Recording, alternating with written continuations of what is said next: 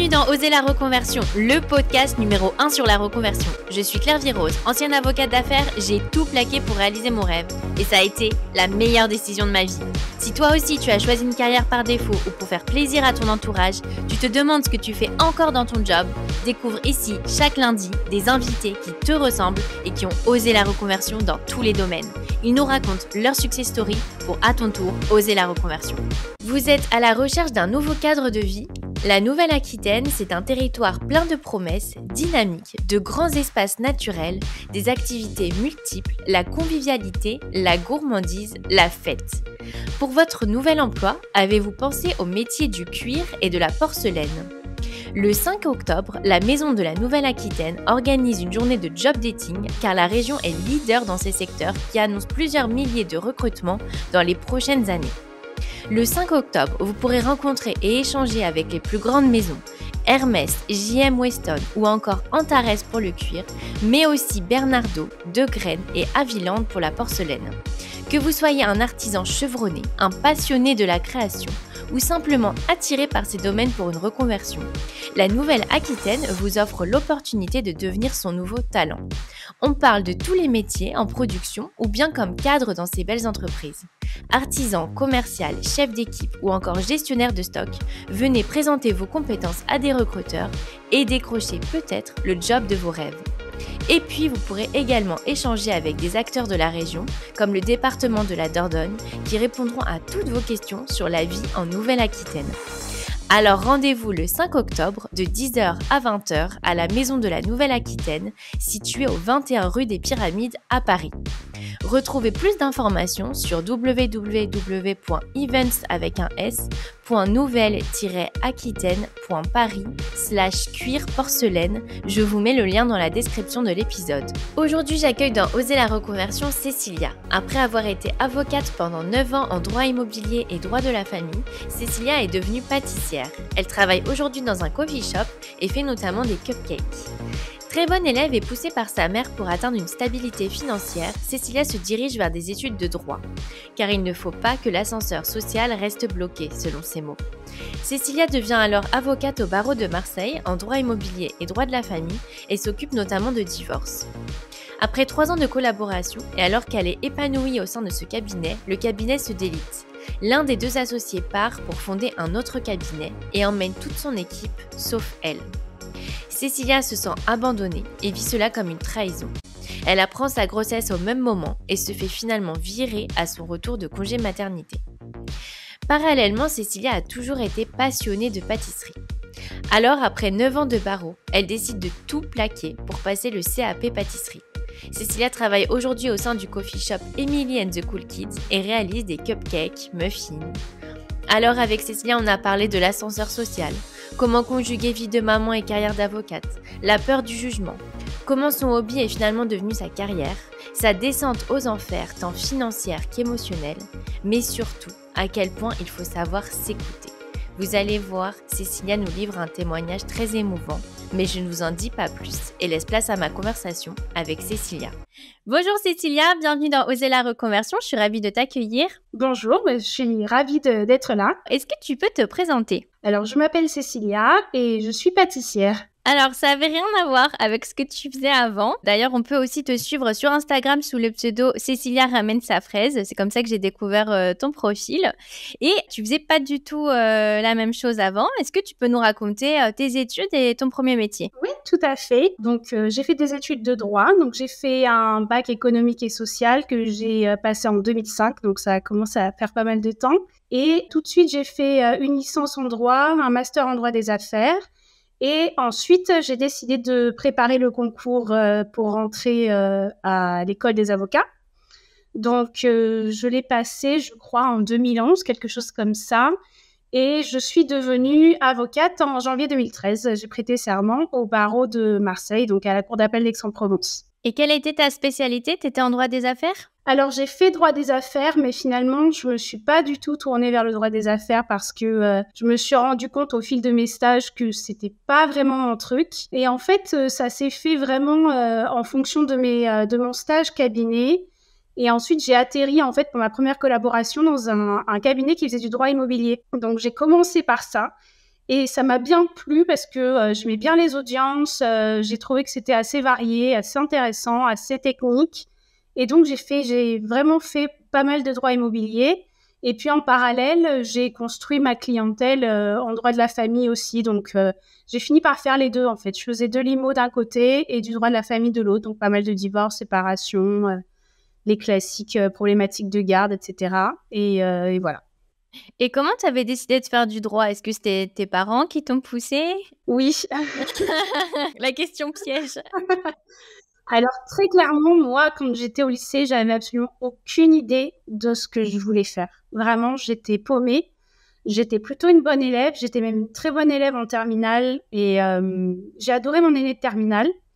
Mais alors, j'avais aucune idée de quoi faire après. Par contre, je savais que je ne voulais pas faire une classe prépa aux écoles de commerce. C'était vraiment très conseillé, en fait, quand on était au lycée, quand on était bonne élève. C'était de faire en sorte d'avoir un bon bac pour pouvoir ensuite partir en prépa. Mon frère avait fait ça et je me rendais compte qu'il passait sa vie à bosser. Et c'était vraiment tout ce que je ne voulais pas faire. Donc, du coup, je savais que je ne voulais pas faire ça. Ma mère tenait absolument à ce que je fasse de longues études qui m'amènent à un métier qui paye, très clairement.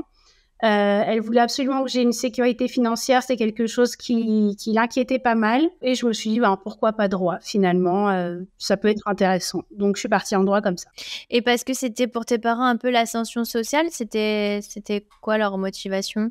Très franchement, mon père avait pas trop d'avis là-dessus. Par contre, en fait, je vivais avec ma mère à partir de l'âge de 9 ans parce qu'ils ont divorcé.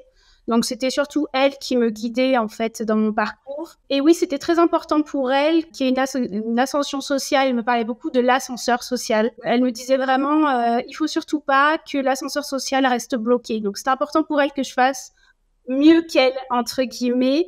Elle était assistante sociale. Maintenant, elle est à la retraite. Et elle voulait absolument pas que je sois fonctionnaire. Enfin, elle avait des idées quand même très claires de ce qu'elle ne voulait pas pour moi. Ouais. Et aussi de ce qu'elle voulait, en tout cas en termes de stabilité, de statut aussi. C'était important pour elle. Et voilà, de savoir que j'aurais une sécurité. En tout cas, dans son idée, c'était ça. C'est vrai qu'après, pour les femmes qui sont divorcées, souvent, c'est un problème, tout ce qui est finance. Donc, j'imagine que, bon, je connais pas ton histoire, mais j'imagine que forcément, ça a dû l'impacter. Et c'est pour ça que pour sa fille, elle a projeté un peu cette dimension financière. Et comment est vit ta reconversion aujourd'hui? Alors, aujourd'hui, bien. Ça n'a pas été le cas tout de suite. Très franchement, ça a été assez compliqué et elle a mis du temps à comprendre que de toute façon, je n'allais pas l'écouter. Donc, ça a pris quand même plusieurs mois. Au début, ça l'a beaucoup, beaucoup angoissée. Elle n'a pas trop compris. Elle a plutôt commencé par me faire un peu la morale et à me dire, enfin, je la comprends aussi, mais de me dire que voilà, on fait pas toujours tout ce qu'on aime dans la vie, que c'est pas toujours tout rose, que c'est pas toujours facile, mais que voilà, pour autant il faut persévérer, il faut pas baisser les bras. Et c'est vrai qu'en plus, moi j'étais dans une situation où j'étais prête à renoncer à mon statut, j'étais prête à renoncer aussi dans une certaine mesure à ma stabilité financière pour cette reconversion en pâtisserie. Donc, c'était vraiment un peu double peine pour elle parce que quelque part, elle avait sa fille qui était avocate, elle était très fière de ça. Et puis, elle avait aussi cette angoisse de l'argent qui était quand même assez grande. Au-delà du fait que, effectivement, il y a eu ce divorce, elle avait aussi vécu des choses enfant qui ont fait qu'elle a eu une sorte de choc au niveau de la stabilité et qui, pour moi, explique beaucoup aussi le fait qu'elle ait eu peur aussi pour moi. Donc oui, ça a été assez compliqué, mais maintenant, elle voit que j'ai réussi quelque part cette reconversion, même si je suis pas totalement au bout de mon rêve en quelque sorte. Mais en tout cas, voilà, maintenant j'ai un métier, j'ai un contrat à durée indéterminée, j'ai un salaire, donc ça la rassure et elle peut maintenant, voilà, lâcher un peu prise et se dire, bon, bah, je suis contente, si t'es heureuse, moi, ça me va. Bon, on a un petit peu avancé, mais donc toi, tu as été avocate pendant 9 ans quand même. Comment ça se passait pour toi? À quel moment tu t'es dit, c'est pas fait pour moi? Un peu comment s'est fait ta carrière et puis ton cheminement vers la reconversion? À quel moment je me suis dit que c'était pas fait pour moi? Très tardivement, je dirais. Parce que d'abord, j'ai adoré mes premières années de collaboration. Je suis tombée dans un super cabinet. C'était un cabinet à petite échelle, familial. Et j'ai passé 4 ans, c'était mes 4 premières années de bar. Et vraiment, j'ai adoré l'ambiance, j'adorais aller aux audiences, je me suis fait des copines. J'ai beaucoup aimé la découverte du métier, en fait. Et en plus, c'est vrai que j'étais bien dans ce cabinet. Je me sentais considérée, je me sentais respectée. Enfin, vraiment, j'avais l'impression d'être un peu en famille, donc c'était vraiment super. Je crois que tu es la seule avocate qui est passée dans Oser la reconversion qui nous dit qu'elle était heureuse. Hein. Ça n'a pas duré, par contre. Ça n'a pas duré et ça a été un peu la désillusion. En fait, ce qui s'est passé, c'est que le cabinet s'est en quelque sorte délité. Il s'est coupé en deux puisqu'il y avait 2 associés qui se sont séparés. Et à ce moment-là, il se trouve que moi, je suis tombée enceinte. Donc, en fait, les 2 événements se sont passés en parallèle. Et l'associé avec lequel je bossais régulièrement est parti et m'a dit qu'il ne pouvait pas m'emmener. Donc, il y avait déjà une autre collaboratrice qui était quand même ancienne, qui était là depuis longtemps. Donc, il s'est associé avec elle. Et donc, moi, je suis restée avec l'autre associé. Et là, ça a été très dur. Moralement, je me doutais que j'allais pas partir avec lui. Mais quand il me l'a annoncé, ça m'a fait mal au cœur, quoi, parce que premier contrat, première collab, moi personnellement, je me suis sentie investie émotionnellement avec ces gens-là. Et c'est vrai que après on fait ce qu'on peut avec ce qui se passe, mais je lui en ai jamais voulu, mais ça m'a fait mal au cœur. Et en plus, comme j'étais enceinte, c'était aussi nouveau pour moi, c'était ma première grossesse. Donc vraiment, ça a été des mois compliqués. Tu t'es sentie un peu abandonnée, quoi. Enfin, entre gros guillemets, mais... Oui, mais clairement, ça a été un peu ça, ouais. Ouais, je me suis un peu sentie mise sur le bas-côté, surtout que je m'étais vraiment liée d'amitié avec la secrétaire du cabinet qui avait à peu près mon âge. Et elle est partie aussi avec cet associé. Donc vraiment, les personnes avec lesquelles je m'étais vraiment attachée, du coup, sont parties pas très loin. En soi, ils ont juste créé un cabinet juste à côté. Mais voilà, moi, du coup, je n'ai pas fait partie de l'aventure. Et je savais que de toute façon, j'allais partir moi aussi de ce cabinet parce qu'il était question de faire rentrer la fille de l'autre associé. Donc, je savais que je n'avais plus ma place en plus dans ce cabinet. Donc, ça a été vraiment plein d'éléments qui ont fait que là, ça a été un peu la désillusion vis-à-vis de ce qu'on peut attendre outre du métier des gens avec lesquels on travaille. C'est vrai que peut-être pour expliquer un petit peu, donc moi je suis une ancienne avocate donc je connais ce monde, mais c'est vrai que dans le milieu des avocats, c'est assez particulier parce qu'il y a souvent comme ça des cabinets qui se créent. Donc en fait, il y a des cabinets, des personnes vont décider de, justement pour être associées, monter leur propre cabinet, ils vont prendre une partie de l'équipe et c'est vraiment un peu le jeu chez les avocats. Et c'est vrai que c'est un milieu qui est assez bizarre parce que quand ça se fait, c'est un peu des secrets parce qu'on a un peu peur que ça se sache, qui va partir, qui il va emmener. Donc, c'est une ambiance qui est assez particulière et c'est vrai qu'il y a un peu... C'est presque un peu cours de récré quand on n'est pas choisi, par exemple, pour faire partie de l'équipe, quoi, pour l'équipe de sport. Je sais pas, il y a un petit côté un peu enfantin de qui va prendre et c'est vrai que c'est assez bizarre comme ambiance. Ouais. Après, moi, c'était un petit cabinet, donc en plus, on était très peu. Il y avait moins ce côté compétition de qui va partir ou qui va rester, mais plus... moi, je savais que j'étais sacrifiée, quoi. Très vite, je l'ai compris. Donc, je me suis... Même avant même qu'il s'en aille, je me suis sentie un peu... sur le côté, forcément, nous, on part pas, donc on n'est pas du tout dans la même dynamique. Donc, forcément, ça casse un peu la relation, quoi. Qu'est-ce que tu t'es dit à ce moment-là un peu ça sert à rien de m'investir parce que je peux pas compter sur eux ou c'est quoi qui s'est passé dans ta tête? D'une certaine manière, je me suis dit OK, il faut plus que je m'investisse autant avec les personnes du cabinet dans lequel je vais travailler. Je me suis dit, il faut que ça reste du travail et même si on veut me faire me sentir en famille, etc., c'est faux. Je comprends la bonne intention derrière, mais je pense que ça peut faire du mal et finalement, ça vaut pas le coup. Donc, autant vivre la relation telle qu'elle est vraiment, une bonne relation de travail, mais pas plus, quoi. Qu'est-ce qui s'est passé pour toi, du coup? T'as décidé quoi? Donc là, t'es enceinte, ils partent? Exactement. Donc là, je suis enceinte. Là-dessus, moi, j'attendais les 3 mois, les fameux 3 mois de grossesse pour l'annoncer. Et donc, j'annonce aussi ma grossesse. Donc, quelque part, je ne laisse pas le choix à l'autre associé de me garder puisque je suis protégée par ma grossesse et je sais que c'est quelque chose qui va l'embêter. Donc en plus, l'ambiance change, quoi, hein, clairement, Ouais. dans le cabinet. Et moi, ce que je décide de toute façon, c'est que je suis enceinte, donc il n'est pas question de partir tout de suite. Dans quelques mois, je vais partir en congé maternité. Donc, je prends un peu mon mal en patience et tout le monde prend un peu son mal en patience finalement dans cette situation de transition et de stand-by, quoi. Et donc ça faisait combien de temps à peu près que tu étais avocate? Alors là, si je dis pas de bêtises, ça faisait à peu près 3 ans que j'étais avec eux. On était en 2015, quoi, fin 2015, pas loin de ça. Mais à ce moment-là, tu remets pas du tout en question le métier d'avocate? Non, pas du tout. Mais par contre, je me dis, j'aimerais bien m'installer rapidement. Je me voyais pas trop rechercher une autre collaboration et puis surtout, j'avais ce sentiment que je ne trouverais jamais aussi bien en fait que ce que j'avais trouvé là. Mais j'avais aussi mon compagnon et les considérations de stabilité. On a un bébé qui arrive, donc là aussi, j'ai un peu rongé mon frein et je me suis dit, je chercherai une autre collab. Pour l'instant, c'est pas le moment de l'installation, donc c'est ce que j'ai fait. Je suis rentrée de congé mat, je me suis fait virer comme ce à quoi je m'attendais.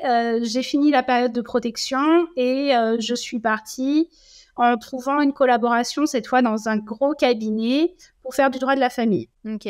Donc, j'ai atterri là-bas et ça ne s'est pas du tout bien passé. Ça a duré moins d'1 an.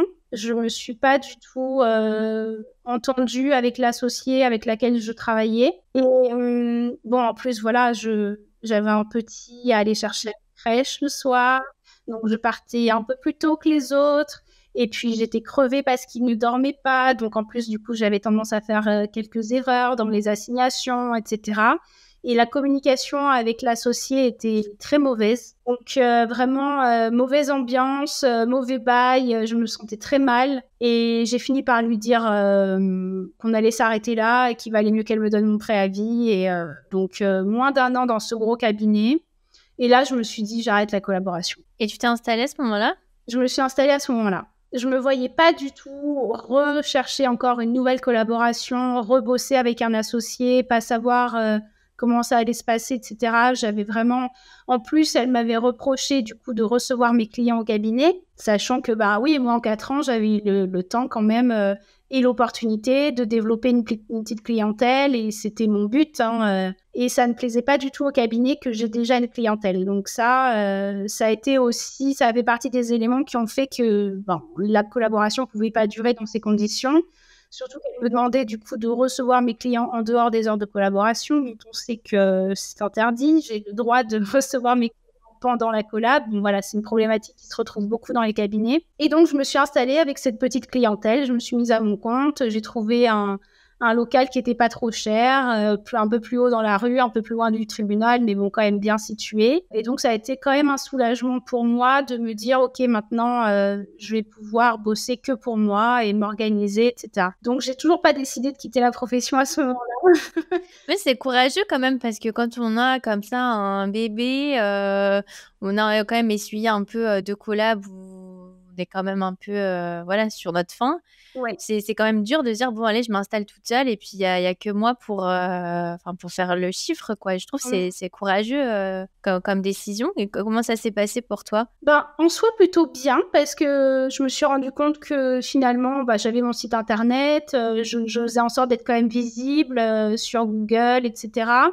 Et j'avais des appels, je veux aussi du bouche à oreille. Donc franchement, ça fonctionnait. Ça fonctionnait, sauf que du coup, ça fonctionnait si bien que très vite, je me suis retrouvée complètement sous l'eau. Là, j'ai commencé à ressentir de la souffrance, quoi. Là, ça a commencé à être trop, trop dur. Le bébé qui, en plus, avait encore du mal à dormir, moi, ma fatigue, les dossiers qui s'enchaînaient, la charge mentale de tout ça, de tous les télés qui pètent sans arrêt.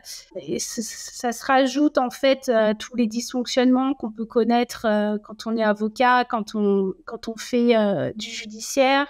la communication avec le tribunal qui est très difficile, l'URPVA qui plante sans arrêt. Tout ça m'a fait une accumulation, un trop-plein où je me suis dit je ne vais pas m'en sortir, quoi. Et c'est vrai qu'en plus, au-delà de ça, la relation avec mon compagnon, à ce moment-là, s'est beaucoup dégradée. Donc, ça a fait énormément de choses qui m'ont fait complètement remettre en question mes choix et mon existence, quoi, hein, clairement, où je voulais aller dans la vie. Et finalement, j'avais fait des choix qui, pour l'instant, ne me rendaient pas du tout heureuse, quoi. Donc là, au brainstorming, je me suis dit, OK, stop, il n'y a rien qui va. Donc, où est-ce qu'on va maintenant, quoi?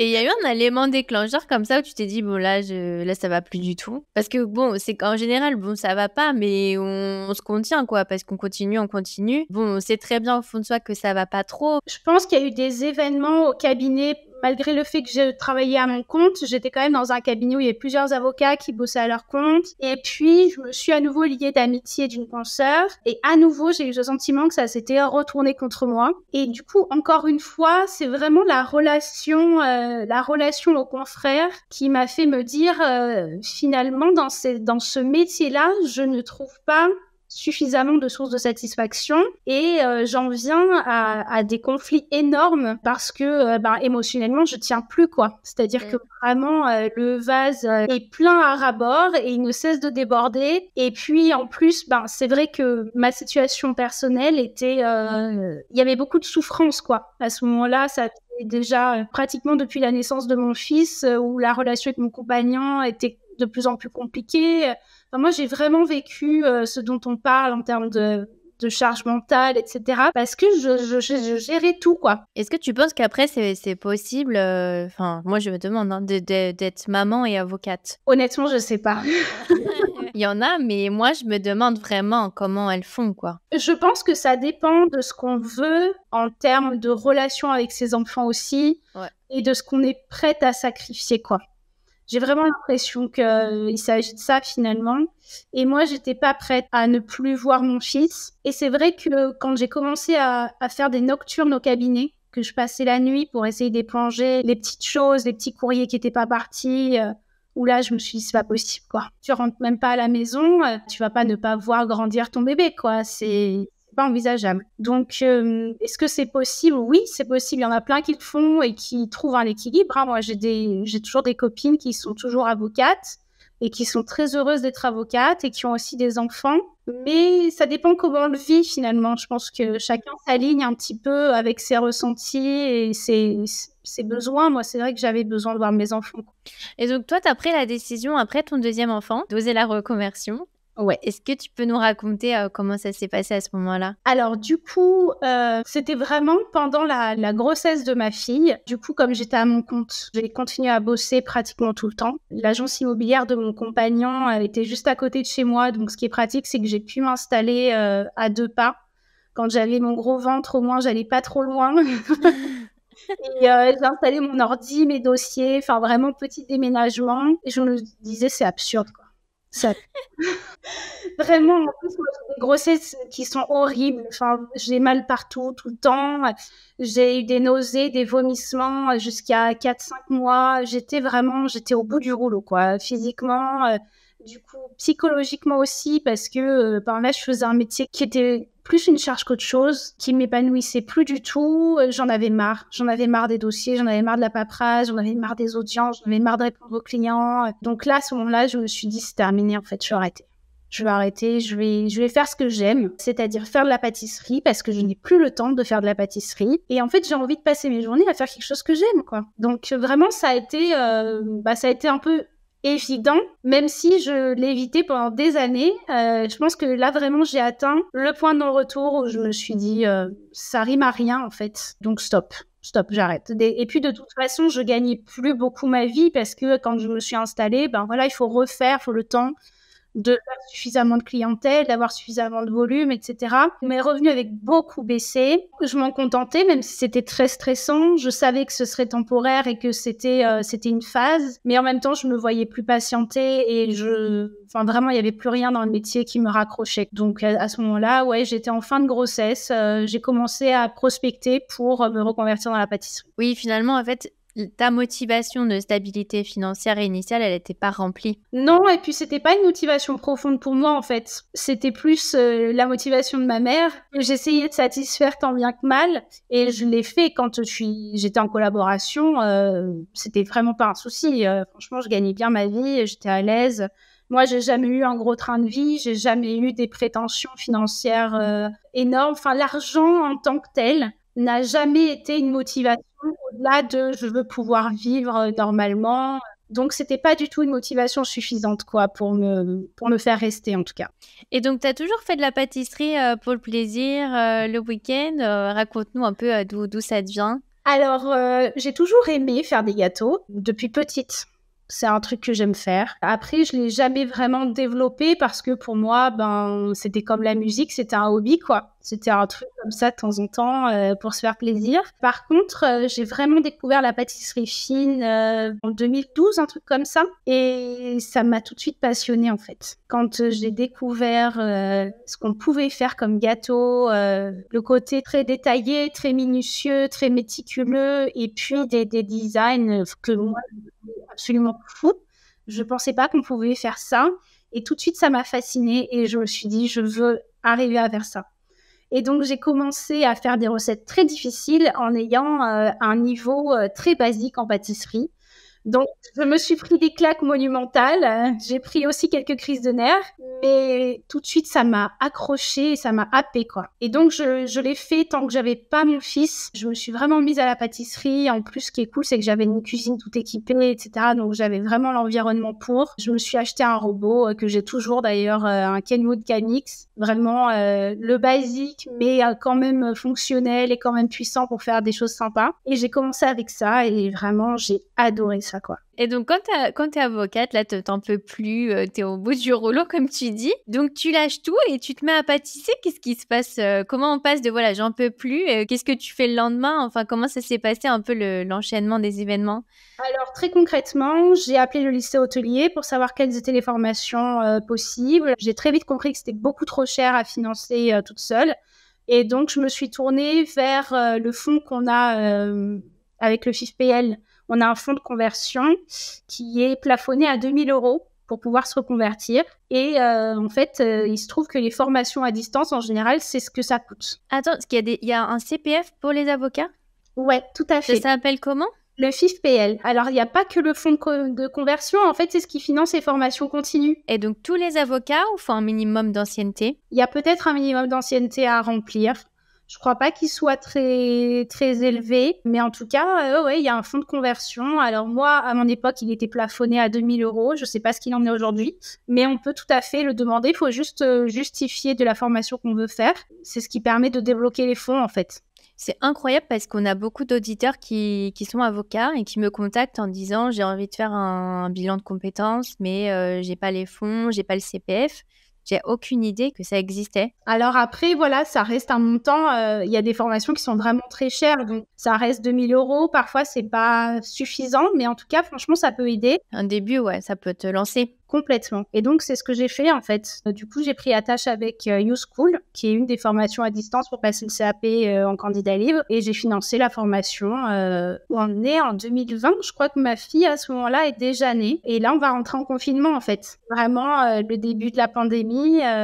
Finalement, pas plus mal, en fait, parce que moi, ça me permet de faire une transition un peu en douceur.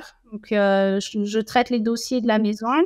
Et puis, en parallèle, je me forme au CAP, bon, sachant que j'ai mon bébé. Donc, voilà, je fais encore une fois un peu au four et au moulin. Mais en tout cas, voilà, j'essaye, quoi. Ouais, donc t'as fait un peu les deux en même temps. Tu t'es pas tout de suite arrêtée. Et donc, comment ça s'est passé? T'as passé le CAP pâtissier? Exactement. Donc, je passe le CAP pâtissier en 2021 et je le rate, mais complètement. Vraiment, j'ai des notes pourries. Donc là, c'est vraiment la bérésina parce que moi, j'avais prévu d'avoir mon CAP et ensuite de trouver un truc et en même temps de me faire remettre et d'enchaîner comme ça, en fait. De pas avoir de trou, sauf que je l'ai pas. Donc là, grosse déprime, vraiment. Entre-temps, je me sépare du coup de mon compagnon. Donc ouais, descente aux enfers, un peu vraiment très dur moralement. Et à ce moment-là, je ne vois pas de solution. Ouais, t'es perdue dans ton plan, en fait. Complètement, et je ne me vois pas du tout continuer le cabinet. Pour moi, le cabinet est en train de mourir doucement. Je prenais plus de dossiers. Enfin, vraiment, le but, c'était petit à petit de cesser l'activité, quoi. Et là, mentalement, je me vois pas du tout recommencer à être dans les dossiers, etc. J'ai plus du tout la tête à ça, quoi. Donc, c'est insupportable pour moi l'idée de continuer, et en même temps, je n'ai rien, quoi. Concrètement, je n'ai pas réussi mon projet. Comme l'examen, c'était en mai-juin, j'ai les résultats en juillet. Donc là, on est en plein été. Donc concrètement, je passe mon été à déprimer. La déprime totale, quoi. J'essaie de réfléchir en même temps. J'envisage la liquidation judiciaire du cabinet. J'essaie de trouver des solutions qui me permettent d'être en survie financière, parce que j'ai mes enfants et que je peux pas me permettre d'être à zéro, quoi. C'est juste inenvisageable. J'ai mon crédit immobilier, enfin voilà. Et la seule solution que je trouve à ce moment-là, vu que de toute façon mes revenus pro ont complètement chuté, entre ma décision de me reconvertir, la pandémie, franchement, je perçois quasiment rien, quoi. Et donc là, je me dis, ok, mais en fait, ma seule solution aujourd'hui, c'est de demander le RSA, quoi. Puisque je n'ai pas de droit au chômage parce que je suis libérale. La liquidation judiciaire, du coup, je demande des renseignements. On me dit non, mais c'est pas possible parce que vous payez encore vos charges. Donc, vous pouvez pas être en cessation des paiements, donc pas de liquidation judiciaire possible. Puisque maintenant, les avocats, quand on se met en liquidation judiciaire, on a droit à quelques mois de chômage, 6 mois de chômage, je crois, à 800 € par mois. Donc, vraiment, je suis dans la merde, quoi. Concrètement, la seule solution que je vois là, c'est tant pis, quoi. C'est de demander de l'aide. Concrètement, aidez-moi, help. Je suis dans un état pas possible, je n'en peux plus, il faut que je change de vie. Voilà, c'est ma dernière solution, quoi. Donc, c'est ce que je fais. Ma mère est encore assistante sociale à ce moment-là, du coup, je lui demande des conseils, mais elle est outrée que j'ose penser à demander le RSA parce que pour elle, c'est vraiment... Oui, presque la honte, quoi. Ouais, c'est ça. Je croyais une humiliation quelque part. Ma fille, elle devait être avocate, elle devait avoir un statut, elle devait avoir de l'argent. Et elle me dit qu'elle veut demander le RSA, quoi. Donc, vraiment, je suis le contraire de tous ces, de tous ces plans à ce moment-là. Elle est déçue quelque part et je la comprends. Enfin, c'est normal quand on a projeté autant de désirs dans son enfant de se dire, qu'est-ce que j'ai fait de travers, quoi. Je l'avais mis sur de bons rails et elle fait n'importe quoi, finalement. Mais je pense qu'avocat, c'est un métier qui est très mal connu de la société, en fait. Parce que les avocats, voilà, il y a tous les niveaux de vie. C'est justement un métier qui est très instable, en fait, et qui a aucune sécurité. Et c'est ce que tu disais aussi avec le fait d'avoir des enfants quand on est avocat, on se fait virer. Mais c'est vrai que c'est pas bien connu, je pense. Pour la société, c'est un métier qui est très prestigieux. On est bien. Et bon, alors il y a une fin heureuse quand même, parce que là, tu nous racontes tous les moments durs, mais je trouve que c'est génial en tout cas que tu nous partages tout ça, parce que ça montre que justement, on peut toucher le fond et après, on peut trouver, en fait, on peut surmonter les difficultés et réussir sa reconversion. Et donc, comment ça se passe? Comment tu arrives justement à surmonter ce premier échec? Alors, du coup, je fais la demande de RSA, j'envoie tous les papiers, je justifie du fait que j'ai très peu de revenus et que donc j'ai droit à des aides, j'ai 2 enfants, et donc je fais toutes les démarches nécessaires. Donc, je suis convoquée par le pôle insertion pour me remettre sur les rails et en même temps, je fais ma cessation d'activité comme il faut au niveau du cabinet. Donc, je fais une transmission des dossiers à une amie, consoeur, qui reprend mes dossiers. J'ai même 2 consoeurs parce que j'ai séparé les contentieux. Je fais ça, je prends le temps du coup, vu que de toute façon, j'ai pris ma décision. Donc, je prends le temps sur la fin de l'année 2021 de faire une cessation d'activité et de me faire remettre du barreau. Et moi, en même temps, du coup, je suis le processus au niveau du RSA, parce que ce que aussi les gens ne savent pas, c'est qu'on a beaucoup de choses à justifier dans nos démarches. On a des rendez-vous vraiment impératifs toutes les 3 semaines avec une conseillère du pôle insertion pour savoir où on en est, est-ce qu'on a fait notre CV, est-ce qu'on a commencé à voir pour les formations. Enfin, vraiment, on est tout de suite pris en charge pour ne pas rester dans cette situation trop longtemps, quoi. Donc voilà, je fais les 2 en parallèle et je cesse mon activité officiellement le 31 décembre 2021. Et à ce moment-là, le fait que je cesse mon activité, ça me permet de m'inscrire à Pôle emploi. Donc, je m'inscris à Pôle emploi, je suis convoquée et à ce moment-là, je vois pour la première fois une conseillère. Je lui parle de mon projet Et elle me conseille de refaire une formation à distance, mais cette fois avec un autre organisme, parce qu'elle me dit que les formations sur place, il n'y a que 12 places, que la formation à distance, je peux la commencer tout de suite, alors que la formation sur place, je dois être sélectionnée 3 mois plus tard pour savoir si je pourrais la commencer. Je décide de refaire une formation à distance parce que de toute façon, je ne fais plus rien. Et puis, j'ai besoin aussi de me remettre dans la pâtisserie. J'ai besoin de me remettre dans le projet de repasser le CAP, etc. Je ne peux plus attendre. Et je ne suis pas du tout sûre, au final, elle m'a fait un peu peur à ce moment-là. Je ne suis pas du tout sûre de pouvoir faire la formation au CFA. Mais là, ce qui change, c'est que déjà, mes enfants ont un peu grandi. Ma fille est devenue un bébé.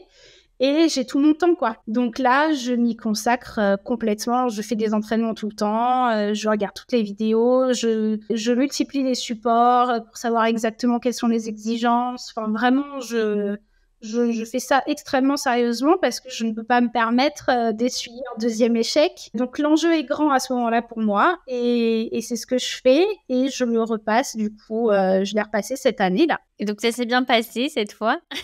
Ça s'est très bien passé, même si, voilà, forcément, j'avais très, très peur de le rater encore une fois. Et c'est quand même un examen. Concrètement, ça se passe sur 2 jours. Et c'est 4h50 de pratique, quoi. On est jugé avec un jury qui passe pendant les 4h50 pour voir comment on travaille, est-ce qu'on est organisé, est-ce qu'on a des gestes pro. Donc, c'est très, très sportif et en même temps, c'est hyper exaltant. Moi, je me suis rendu compte à quel point j'aimais être dans l'action, quoi. Bizarrement, c'était ce qui me manquait dans le métier d'avocat parce que je trouvais qu'il y avait énormément de latence. On passe notre temps à attendre, quoi. Des coups de fil, des nouvelles, des délais, les audiences, on attend notre tour tout le temps. Et là, je suis dans l'action tout le temps. Je fais mes gâteaux, je fais mes pâtisseries. Donc vraiment, c'est une expérience géniale, quoi. J'ai vraiment adoré passer cet examen. Et petite question, tu peux pas travailler en tant que pâtissière sans avoir le CAP pâtissier? Alors, on peut travailler en tant que pâtissière, mais on n'est pas payé comme une pâtissière pro. Et en plus, souvent, les entreprises prennent pas. Déjà, ils ont du mal à prendre quelqu'un qui est reconverti parce que on n'a pas le background de l'apprentissage, parce que normalement, on fait 2 ans d'apprentissage. En plus, après le CAP, il y a d'autres diplômes. Il y a la mention complémentaire. Ensuite, il y a le BTM. Je crois que c'est brevet technique de maîtrise, un truc comme ça. Donc, il y a vraiment tout un cursus qui fait qu'on devient un pâtissier accompli. Le CAP, c'est vraiment la base, quoi. Donc, ouais, donc c'est deux paramètres qui font que on peut travailler en tant que pâtissière salariée, pas du tout chez soi. De toute façon, il faut un laboratoire en plus pour faire des pâtisseries à son compte. Donc, même à la maison, on peut absolument pas vendre, etc. Mais on peut. Après, c'est encore plus compliqué, du coup, de trouver une place et surtout une place intéressante. Et donc, aujourd'hui, tu travailles dans un coffee shop franchisé, donc Emily and the Cool Kids.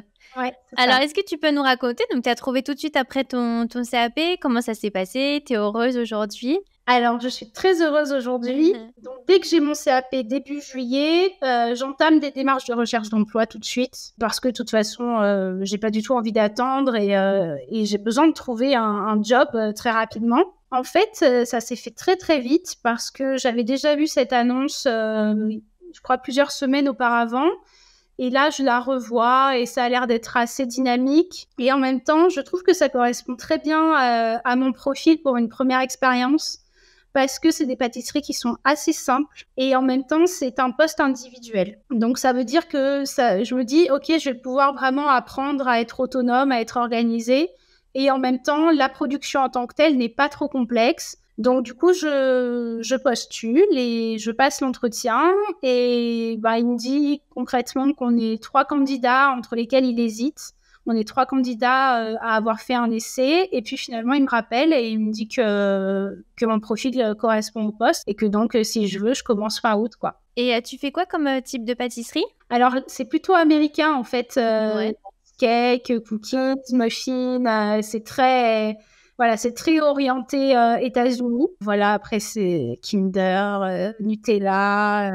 Voilà, c'est vraiment des pâtisseries très très simples, très cocooning, très post-déj en fait. Je pense que ça c'est le rêve pour beaucoup d'avocates de tout plaquer pour faire des cupcakes.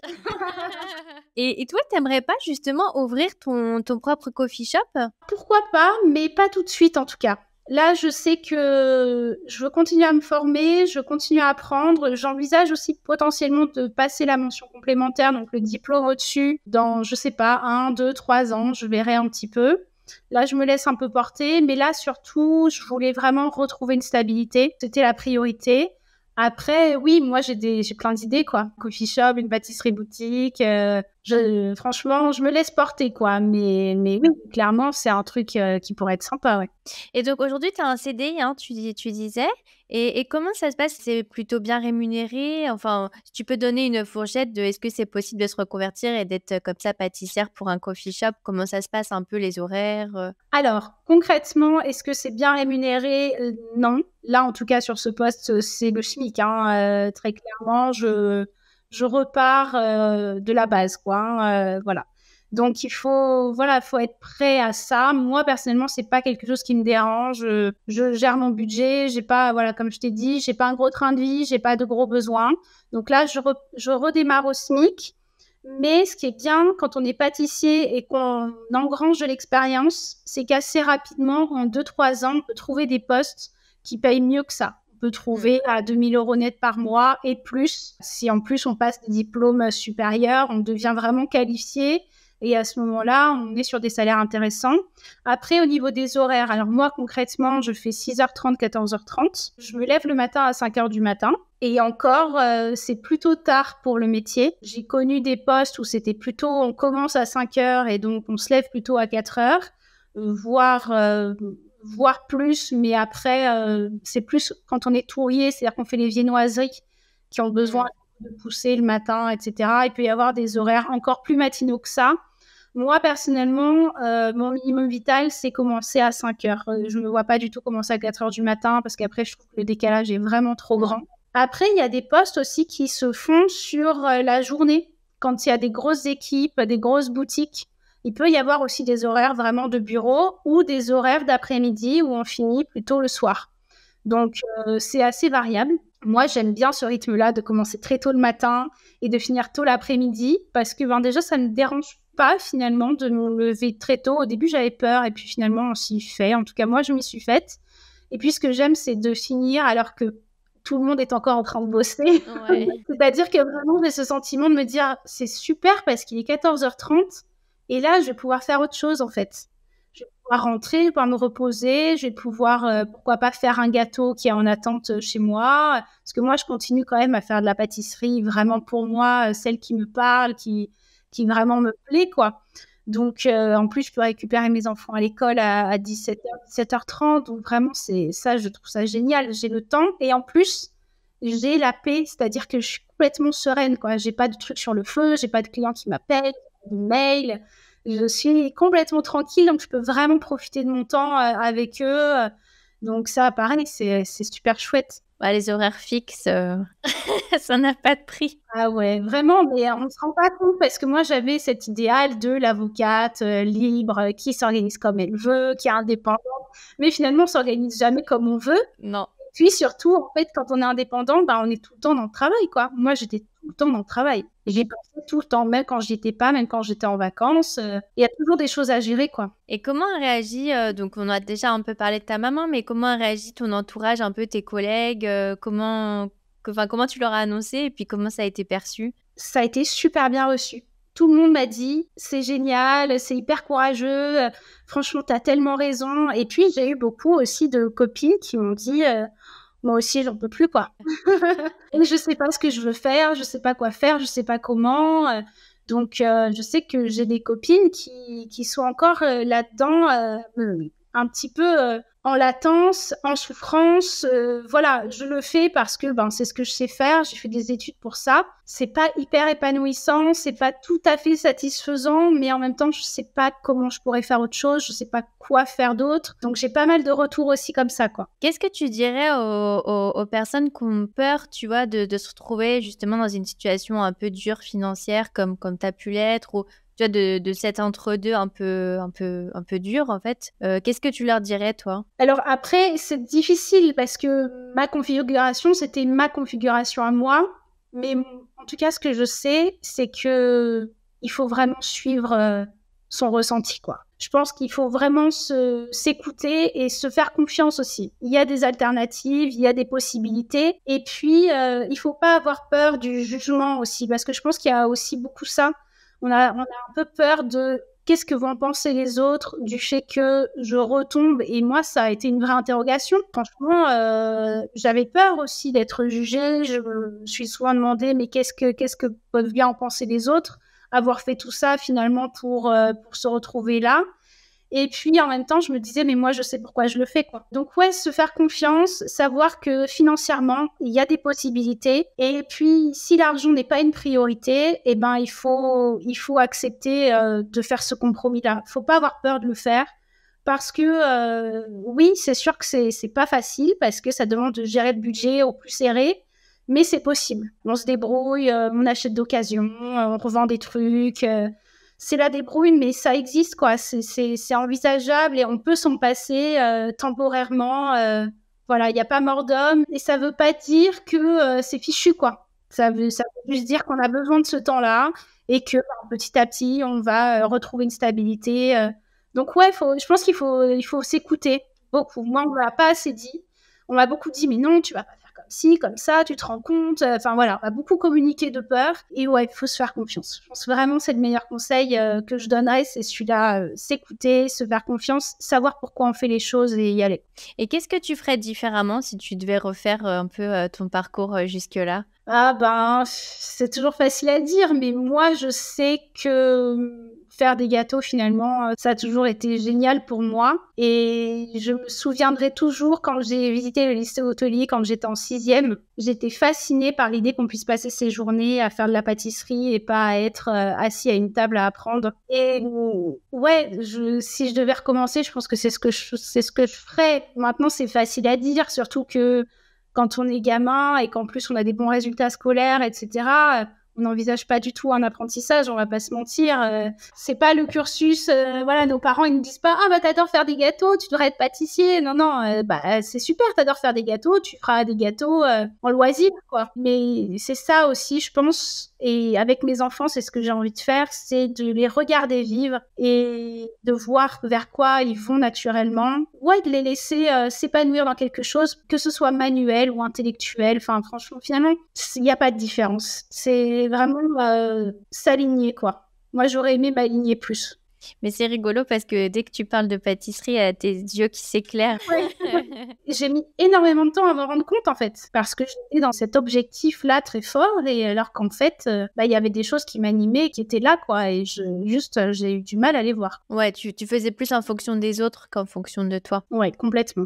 Alors, dernière question, c'est une nouvelle question et c'est maintenant la question de la fin. C'est quoi le meilleur conseil qu'on t'ait donné? Le meilleur conseil qu'on m'ait donné et que tu as envie de partager? Eh ben, je vais partager le conseil de ma psy, parce que du coup, dans cette période vraiment très difficile, j'ai été accompagnée quand même pour reprendre un peu d'air. Et c'est vrai que ma psy m'a dit quelque chose qui m'a énormément impactée tout au long de ce parcours. C'est que les voix que j'entendais dans ma tête, finalement, c'était pas la mienne. Donc, le conseil que je donnerais, c'est faire la part des choses dans ce qu'on se dit. Qu'est-ce qui vient de soi et qu'est-ce qui vient des autres, en fait. Et à chaque fois, elle me répétait ça, mais là, ce que vous vous dites, les défauts que vous vous trouvez, le fait que vous vous sentiez pas à la hauteur, etc., ça, c'est pas vous, quoi. Ça, c'est ce que vous renvoient les autres. Vraiment, ouais, faire la part des choses entre ce qu'on sait être capable de faire et ce que peuvent nous renvoyer les autres en termes de peur ou de rejet, etc. C'est pas, voilà, c'est les autres. C'est pas nous. Oui, et c'est pas parce qu'on a agi dans un sens pendant longtemps qu'on est devenu comme ça, en fait. On peut se dire au bout d'un moment, bon, en fait, c'était pas moi tout ça. La vraie moi, c'est celle qui est en train de se reconvertir pour faire de la pâtisserie. Oui, complètement. Et là-dessus, du coup, je pense aussi qu'il faut pas avoir peur de ce qu'on vont penser les gens. Je me suis rendu compte de ça. C'est qu'en fait, les gens, quand ils se rendent compte à quel point ce qu'on a décidé, le choix qu'on a fait nous rend heureux, bah, ils sont heureux pour nous, en fait. Et puis, ceux qui nous jugent négativement et ceux qui trouvent ça bizarre et ceux qui trouvent ça nul, bah, finalement, ils ont rien compris à qui on est et ce qui nous fait vibrer. Donc, finalement, peu importe. Donc, ouais, ne pas avoir peur de la réaction des gens, en tout cas de ceux qu'on connaît, parce que la plupart, ils vont trouver ça super et ils vont ressentir à quel point nous, ça nous fait vibrer, ça nous épanouit et du coup, ils vont être super contents pour nous. Puis je pense que ceux qui jugent, c'est justement ceux qui s'interdisent d'écouter leur propre voix. C'est toutes les personnes qui font aussi pour les autres, mais elles se mettent aussi à juger parce qu'eux-mêmes sont pas heureux. Ouais, c'est possible. Après, je pense que malheureusement, c'est ce qu'on nous apprend pas assez. C'est à s'écouter soi, on nous apprend pas assez. On nous met beaucoup sur des rails en nous disant il faut que tu fasses ça pour que tout aille bien dans ta vie. Et on nous dit pas il faut que tu écoutes cette voix intérieure qui te parle, truc qui te fait vibrer, qui te rend heureux, quoi. Ouais. Un grand merci Cécilia, franchement c'était un témoignage vraiment très émouvant, merci d'avoir parlé à cœur ouvert et vraiment félicitations pour ta reconversion. Donc je mettrai le lien de tes réseaux sociaux pour que les auditeurs puissent te suivre. Merci beaucoup, merci de ton invitation, en tout cas c'était super de retracer ce parcours. Si vous avez aimé l'épisode, abonnez-vous et laissez-moi un commentaire si vous écoutez l'épisode sur YouTube. Et si vous écoutez l'épisode sur Apple Podcasts, Spotify ou Deezer, abonnez-vous et laissez une note 5 étoiles et un avis. C'est ce qui donne le plus de visibilité à ce podcast.